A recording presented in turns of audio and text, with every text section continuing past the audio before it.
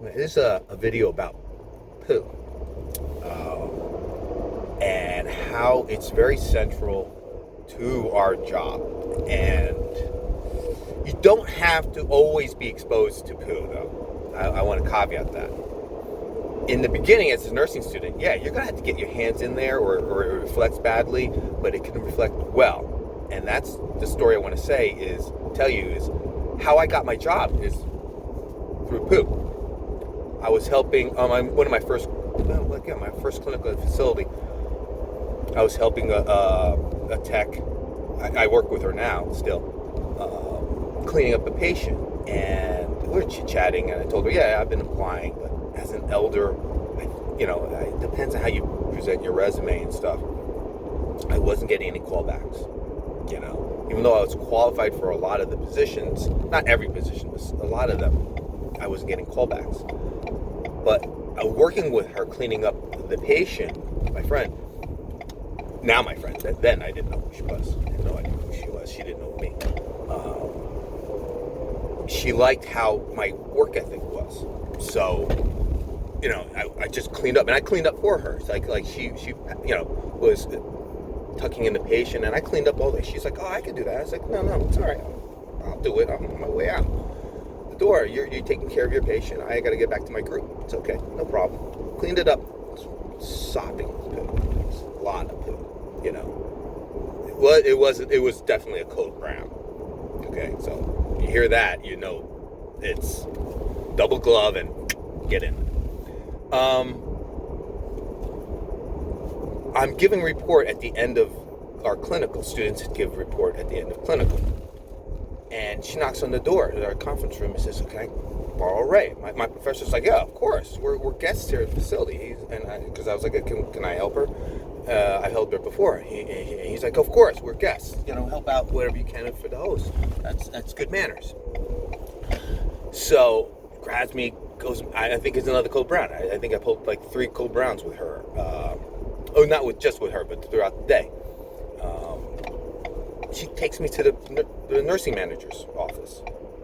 Introduces me to the nursing manager. Talk. She's still my manager today. She's my big boss now.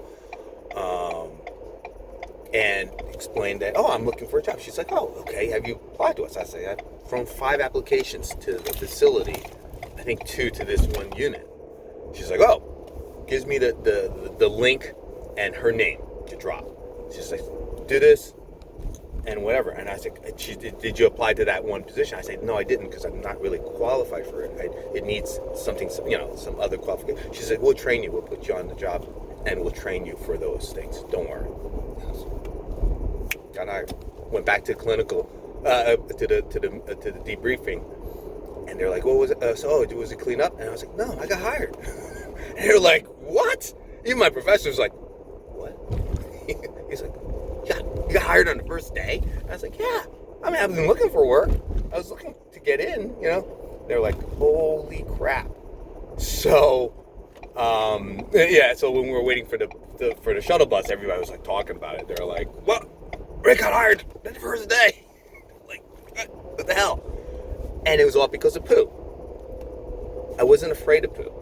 And I've said many times in the past, I treat my patients paternalistically.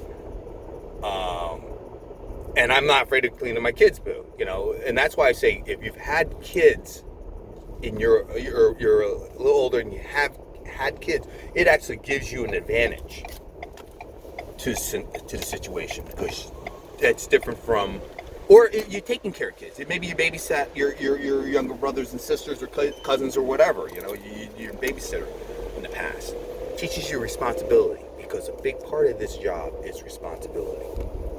Whether it's responsibility to show up for work, because I've said this in previous videos, you've got to be here. The patients are here. We need bodies. We're short-staffed, especially now with COVID. It's a decimated ranks among us. So they are hungry for new students, hungry for new nurses, and techs. Everything you can think of.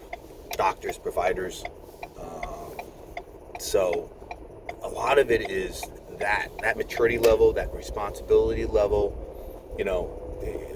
it's being a parent. Your kid, you're sick. Well, guess what? Kids still need you. They still need to be fed. They still need to be clothed. Mommy and daddy, you could be sick some other time. Muscle through it, right? That's what it is. Parents out there, you'll understand. It's like, mommies don't get sick, right? You can't get sick. That's just the way it is, right?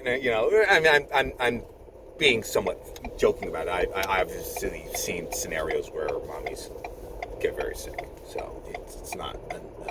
I'm kind of joking about it. Daddies get sick. It does happen, but you muscle through it for the normal stuff. Where other people are like, oh, I'm not going to work today. No, you go to work today. Mommy and daddy, we got to go to work. We got to do this stuff. We got to provide. We got to take care.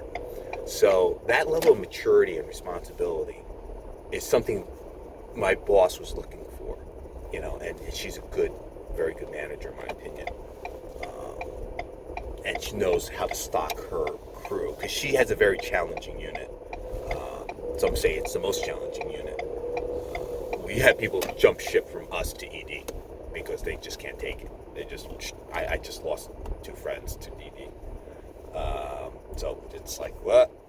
They're like, yeah, it's not stressful. I'm like, oh, come on. It is stressful. ED is very stressful, but I think it's also more prestigious than ours. Ours, you have to be part of the organization to understand. I mean, when you say, hey, I work for this unit, they're like, ooh. So, like my other friend says, it's not the nice, sparkling, presidential palaces that are the cardiac units and whatever, the real moneyed units. This is the ghetto, bitch. That's what she said. She's like, we're the ghetto. This is what it is. Because we had some nurses float down from there. They're like, oh, blah, blah, blah. And she's like, she just gave him a scowl. And it's like, welcome to the ghetto. This is the jungle, This is where we get our hands in, There's a street fight here. It's fun though. I laugh about that, but it's challenging. And code browns are a staple. Does that mean for every unit? No. If you're going to some units, you'll never see it because the patients are with it. They're continent. They can take care of themselves. They're basically walkie-talkies or what have you. Or you're staffed with enough techs that very rarely the techs will help. Yeah, ask for help. Not help. Sorry, ask for help.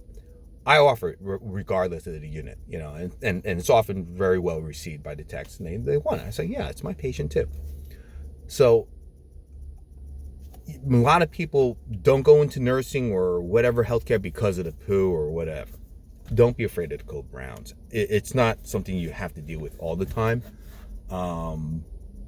And so, like I say, you can specialize to whatever units or professions that don't even get to it if that's a problem. And some people, they say it's not a problem, and then it becomes a problem. They're like, oh my God, I can't deal with that. I can't deal with the phlegm. I can't deal with the vomit. I can't deal with, the gore. I can't deal with whatever, a situation where they're missing a limb and it's gaping. And the tech just ran for the hills. She literally ran for the hills. My friend, actually, the one who recommended me. I said, it's okay. I'll take care of it. And whatever, because it doesn't bother me. Most of that stuff, I haven't come across a situation that bothers me. Maybe bugs. Maybe when there's maggots on the wound, that will bother me. I haven't really come across that yet. Been close to it, but not really hands deep in it. So we'll see. But be aware of that. Don't be afraid of that. Try not to be afraid of that. And it might turn into gold. Your gold, your poo might turn into gold, like it did for me. The cold brown became how I got hired. I just was that, I think it is definitely part of the industry, part of the profession, at least in the beginning. After that, if you choose to stay in a bedside or whatever, yeah, it's going to be every day. But if you don't, if you want to go somewhere else, I don't know, OR or like I said, psych or not, still psych sometimes. You have to pick something like maybe PACU sometimes, very rarely, stuff like that. There's professions. There's little specialties. The outpatients. I think one of my subscribers always he advocates outpatients, and that's great. You know, you're giving people vaccinations or what have you, or working in an office. You're not going to come across Coco Brown, you know. So, but you'll have other things you come across. So, you know, for you guys out there, be aware of it, but you can turn it to your advantage. Okay. Good luck.